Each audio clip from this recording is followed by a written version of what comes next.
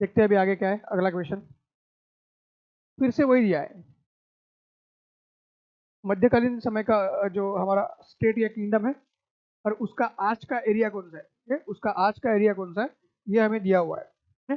तो इसलिए जो मैं बार बार बता रहा हूँ कि हिस्ट्री और ज्योग्राफी इन दोनों को लिंक करके बेसिकली जो क्वेश्चन पूछा जाता है, हिस्ट्री और ज्योग्राफी इन दोनों को जो लिंक करके क्वेश्चन जो पूछा जाता है वो चीज़ हमें ध्यान में रखनी है। पहला दिया हुआ है चंपक। चंपक सेंट्रल इंडिया या मध्य भारत का कोई एक स्टेट था, है?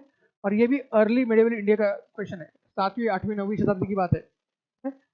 तो मध्य भारत में कभी भी चंपक नाम का कोई आपको किंगडम दिखता नहीं है? शांति से हम उसको हटा सकते हैं, क्योंकि मध्य भारत में हमें पता है एक तो गुर्जर प्रति आ रहा है, एक तो फिर हमारे पास परमार से कालचूरी है, चंदेल है, बट चंपक नाम का कोई स्टेट नहीं है। दुर्गरा जम्मू एंड कश्मीर, इसका सर थोड़ा सा अगर लॉजिक लगाएंगे तो आपको लगेगा, आपको दिखेगा ये बिल्कुल सही है। कैसे? आप देखिए कश्मीर में खास करके जम्मू रीजन में डोगरी चलती है? जम्मू रीजन में डोगरी लैंग्वेज चलती है, ओके। और जैसे हम देखते हैं कि 1947 में जब भारत आज़ाद हुआ तो जम्मू एंड कश्मीर पहले भारत का हिस्सा नहीं था, लेकिन उसको बाद में भारत का हिस्सा बनाया गया था। तो उस समय जो जम्मू एंड कश्मीर के राजा थे महाराजा हरि सिंह, जिनके बारे में सब जानते हैं, वो भी डोगरा डायनेस्टी को बिलोंग करती थे। वो किस डायनेस्टी को बिलोंग करते थे? Dogra dynasty. Dogri language Dogra dynasty है। ये लॉजिक अगर ध्यान में लेंगे तो आपको पता चलेगा कि ये डोगरी और डोगरा ये शब्द जो है ये दुर्गरा से मैच होता है? ये क्या है? दुर्गरा से मैच होता है, और ये बिल्कुल सही है फिर, ये बिल्कुल सही है, ठीक है। और दूसरा हमारा सही है, दूसरा सही है, तो अपने आप क्या है, पहला और तीसरा निकल जाएगा आपका, है? पहला रॉन्ग होने की वजह से पहला और तीसरा, सिर्फ तीसरा भी निकल जाएगा, ठीक है। फिर हमारे पास क्या बचेगा? 1 एंड 2 ओनली। पर पहला तो सही नहीं है, पहला गलत है, ए भी निकल गया। फिर हमारे पास एक ही आंसर बचता है बी, है। तीसरा हमें पता है कि नहीं, ज़्यादा पता भी नहीं, फिर भी हमारे पास एलिमिनेशन के बाद एक ही आंसर बचेगा बी। सिर्फ दूसरा सही है, तीसरा भी गलत है, क्योंकि कुलट जो है वो बंगाल में आता है? कुलट जो किंगडम है उसका बंगाल में कहीं ना कहीं रेफरेंस मिलता है? और इस वजह से मलबार में वो आएगा नहीं, मलबार में वो आएगा नहीं। और अपने आप हमारे पास सही ऑप्शन है आंसर बी एंड 2 ओनली, है। तो इस तरीके से क्वेश्चंस को सॉल्व करना है एक लैंग्वेज की वजह से, और हमारा करंट नॉलेज यूज करके हमने इस ना आने वाले क्वेश्चन को सॉल्व कर दिया है और सही आंसर ले लिया, सही मार्क्स भी ले लिए। आइए फिर से मध्ययुगीन भारत की बात है। दो डेजिग्नेशंस दिए हैं या दो पोस्ट का नाम दिया हुआ है? महत्तरा एंड पट्टकील। क्या नाम है? महत्तरा और पट्टकील। तो ये कौन थे, हैं? ये कौन थे ऐसा पूछा गया है। और जाहिर सी बात है फिर से हर एक का पोस्ट या डेजिग्नेशन दिया हुआ है या अहदा दिया हुआ है, ठीक है। पहला बोला कि ये मिलिट्री ऑफिसर्स थे, है? पहला बोला क्या गया है? मिलिट्री ऑफिसर्स थे, है? और ये मेडिवल इंडिया के बाद चल के, एंशियंट की नहीं है। ऐसे ही कुछ मिलते जुलते टर्म्स एंशियंट में भी आते हैं, और एंशियंट में उनका मीनिंग थोड़ा सा चेंज होता है। पर मेडिवल इंडिया की अगर बात करेंगे, खास करके राष्ट्रकूटा के समय की ये बात है? राष्ट्रकूटा के समय की ये बात है, ठीक है। तो मिलिट्री ऑफिसर्स तो बेसिकली आपके नहीं थे वो। वैदिक रिचुअल्स में स्पेशलिस्ट जो थे, ऐसे लोगों को कभी महत्तरा और पट्टकील इस नाम से बुलाया नहीं गया था। इनका कोई भी लैंग्वेज के परस्पेक्टिव से भी कनेक्शन लगता नहीं है कि वैदिक लिटरेचर, वैदिक या रिचुअल्स के वो स्पेशलिस्ट हो सकते हैं, तो उसको हटा सकते हैं। Chief of the craft guild, ये थोड़ा सा लग सकता है? बी और डी ये दो ऑप्शन अगर देखेंगे तो जाहिर सी बात है हम शायद डी की तरफ झुक भी सकते हैं, ये क्राफ्ट गिल्ड के चीफ्स हो सकते हैं। और हमें पता है नॉर्मली क्राफ्ट गिल्ड का जो चीफ होता है उसको बेसिकली हम ज्येष्ठ का कहते हैं? या गिल्ड को हम क्या कहते हैं? श्रेणी। गिल्ड को श्रेणी कहते हैं, और गिल्ड के हेड को श्रेणिक भी कहा जाता है एंड ज्येष्ठक भी कहा जाता है, ठीक है। गिल्ड के हेड को श्रेणिक भी कहा जाता है और ज्येष्ठक भी कहा जाता है। तो कहीं ना कहीं ये महत्तर और पट्टकील, ये जो नाम है ये मध्ययुगीन काल में भी गिल्ड को सूट नहीं हो रहे हैं, और इसलिए हमारे पास एक ही ऑप्शन है, विलेज हेडमैन। ये राष्ट्रकूट के समय खास करके, और सिर्फ राष्ट्रकूट नहीं, मध्ययुगीन भारत अगर लगभग देखेंगे तो बहुत सारी जगह पे विलेज हेडमैन को महत्तर और पट्टकील इस नाम से जानते थे, है? ये बात ध्यान में रखनी है। तो इस तरह से हमने इस क्वेश्चन को सॉल्व किया है। आइए आगे देखते हैं क्या है।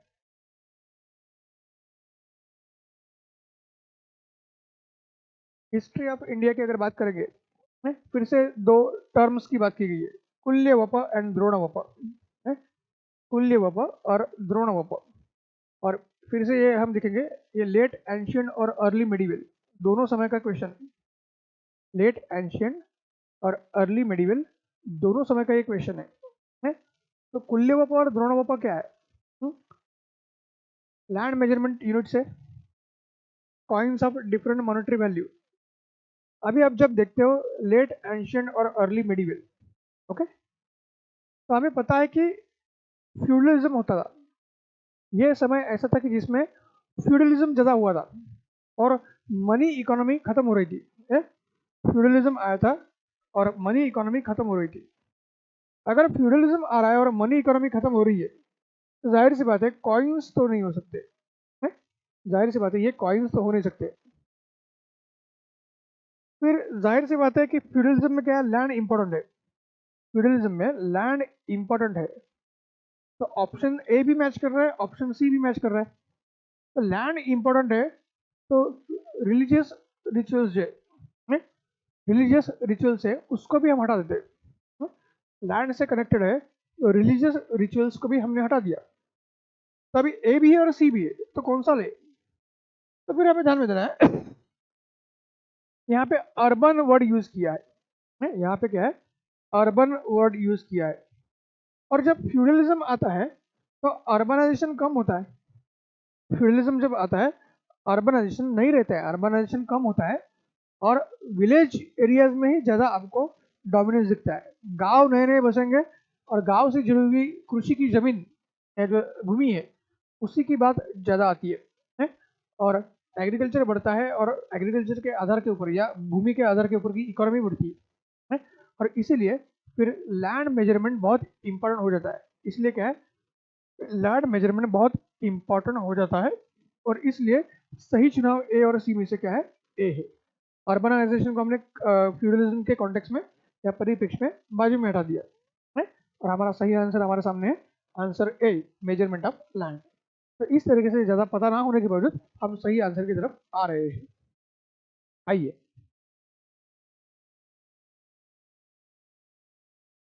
अगला क्वेश्चन है, फिर से देखिए फ्यूडलिज्म के ऊपर है, या लेट एंशियंट और अर्ली मिडिवल इंडिया है। लेट एंशियंट, अभी पिछले वाले क्वेश्चन में मैंने समझा दिया कि इस एरा में फ्यूडलिज्म क्यों था। ठीक है, सारी लैंड बेस्ड इकोनॉमी है। तो फ्यूडलिज्म के फीचर्स पूछे, या फ्यूडल सिस्टम के फीचर्स पूछे, क्या पूछा है? पहला, very strong centralise political authority and very weak provincial और लोकल पॉलिटिकल अथॉरिटी। अगर आप पहला स्टेटमेंट गौर से देखते हो तभी आपको पता चलेगा फ्यूडलिज्म तभी स्ट्रांग होता है। ठीक है, फ्यूडलिज्म क्या है, भूमि से आधारित सब कुछ है। आप ऊपर से नीचे के लेवल पे आ रहे हो, नीचे का लेवल स्ट्रांग होता है? फ्यूडलिज्म में नीचे का लेवल स्ट्रांग हो रहा है। नीचे का लेवल स्ट्रांग होगा तो सेंट्रलाइज, वो भी strong, very strong centralise political authority. ये बात फ्यूडलिज्म के खिलाफ जाती है, ये बात फ्यूडल सिस्टम के खिलाफ जाती है? और जाहिर सी बात है इसी बात से पता चलेगा आपको कि आपकी ये जो आपका स्टेटमेंट दिया हुआ है वो बिल्कुल रॉन्ग है? लोकल पॉलिटिकल अथॉरिटी स्ट्रांग रहेगी और सेंट्रल अथॉरिटी वीक रहेगी, यानी इन्होंने उल्टा दिया है। तो पहला स्टेटमेंट रॉन्ग है, पहला रॉन्ग है तो ए गया, डी गया। पहला अगर रॉन्ग है तो ए और डी निकल गए, बी और सी में से चुनाव करना है। 2 और 3 सही हो सकता है या सिर्फ 3 सही हो सकता है। दूसरा, emergence of the administrative structure based upon the control and position of land. Land के आधारित आपकी प्रशासकीय व्यवस्था आपको दिखती है, ये बात तो है। फ्यूडलिज्म लैंड से ही कनेक्टेड है और लैंड के आधार पर ही राजनीतिक आपकी व्यवस्था और प्रशासनिक व्यवस्था में दिखेगी। स्टेटमेंट सेकंड सही है। दूसरा सही है तो सी निकल जाएगा। दूसरा सही है तो क्या है, सी निकल जाएगा। एक ही ऑप्शन बचेगा 2 and 3, मतलब ऑटोमेटिक तीसरा स्टेटमेंट भी सही है। तो creation of the lord and vassal relationship है, स्वामी और आपका दास, ये एक रिलेशनशिप पैदा होती है। ठीक है, ये क्लियर कट हमें दिखता है, तो तीसरा भी सही है और अपने आप हम सही आंसर की तरफ या सही चुनाव की तरफ आ चुके हैं। ठीक है, तो इस तरीके से क्वेश्चंस को सॉल्व करना है। आगे देखते हैं कौन सा क्वेश्चन है। फिर से देखिए, अर्ली मेडिवल या मेडिवल इंडिया के बारे में लिखा हुआ है, किंगडम्स दिए हुए हैं और उनके किंग्स के नाम है। तो अभी जो हमने देखा उस पहले वाले क्वेश्चन में भी भोज और राष्ट्रकूट दोनों के बारे में पूछा था, वो क्यों गलत था यहाँ पे दिखता है। पहला दिया है rise of Pratihara under king Bhoj, है किंग भोज के जो आपका शासनकाल है उस समय प्रतिहार का राइज हुआ, ऐसा दिया हुआ है। दूसरा, Pallava power under Mahendra Varman first, establishment of the Pallava power under Mahendra Varman first. तीसरा, establishment of the Chola power by Parantaka first, establishment of the Chola power by Parantaka first, and Pala kingdom founded by Gopal, Pala kingdom founded by Gopal। इसको अभी हमें sequentially arrange करना है, इनमें से कौन सा सही कौन सा गलत वो चुनना नहीं है, सारे सही है और इसको हमें सीक्वेंशियली अरेंज करना है। सबसे पहले क्या हुआ है, अर्लीस्ट है, सबसे पहले कौन आए थे ये हमें देखना है। तो अगर हम देखते हैं तो प्रतिहारा आए थे 8वीं शताब्दी में, है? लेकिन भोज जो था वो 9वीं शताब्दी में था, है? भोज जो है वो 9वीं शताब्दी में है। ठीक है, पल्लवास आए थे बिल्कुल आपके 7वीं शताब्दी में, है? महेंद्र वर्मन जो है उनके समय में 7वीं शताब्दी चल रही थी। ठीक है, चौलास जब आए परांतका तब 10वीं शताब्दी थी, है? चौलास जो आए तो 10वीं शताब्दी है। तब देखिए या 9वीं शताब्दी है या 7वीं है या 10वीं है। तब पल्लवा पहले आएंगे, उसके बाद प्रतिहारा आएंगे, उसके बाद परांतक आएंगे। और हमारे पास और एक है गोपाल, ये 750 एडी में आए थे, मतलब 8वीं शताब्दी है।